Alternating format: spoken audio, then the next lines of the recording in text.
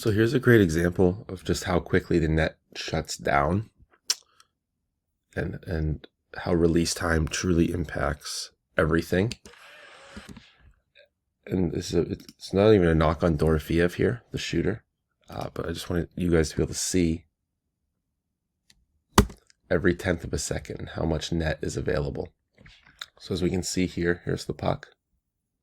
So I'm gonna slow it down until it's on his stick. So like what happens if he's able to one time that?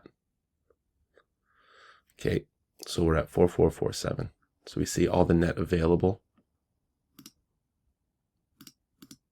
Okay, he could go, let's say anywhere here, right?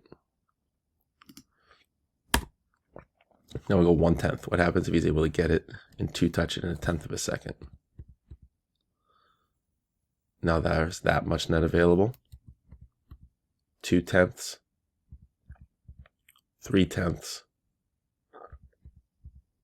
4/10. See how much net has already been shrunk? Now you've got potential to go back up over the shoulder, but again, if we're going to draw a vector, there's not a lot of actual space for him to get it up and over based on where the goalie's shoulders are.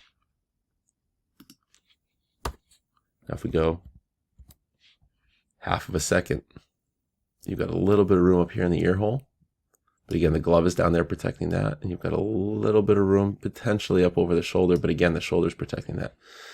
Maybe you can go 5-hole. So as we let this play through, we just have to really understand every time you're training, every time you're shooting, it's not that it has to be a one-timer, but just how important that 1/2 second is and how important we want to be able to work on to get our positioning set before shot to maximize our chances on these plays. So now here's a different example. Same spot of the ice. We're going to focus on Kaprizov over here. Okay, and he's able to score this.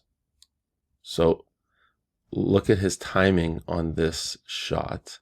He's able to clear out his hips, so his hips are now going this way, but his shoulders stay inside the net. That's the key.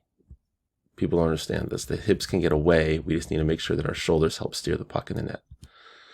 This is a longer pass, so look at this. By the time he one-times it, compared to that Dorofeev shot, there is very little net, but we still have a whole 5-hole. We have the goalie moving, so we've got potentially low glove, and we've got potentially high glove. Those are our 3 spots right there. So he catches it, and ends up going 5-hole on the goalie because he's still moving. So what do we think would happen is if he catches this here, but he's got to reset his feet and then give himself 1/2 of a second to shoot this. What are the chances he scores that? Pretty slim.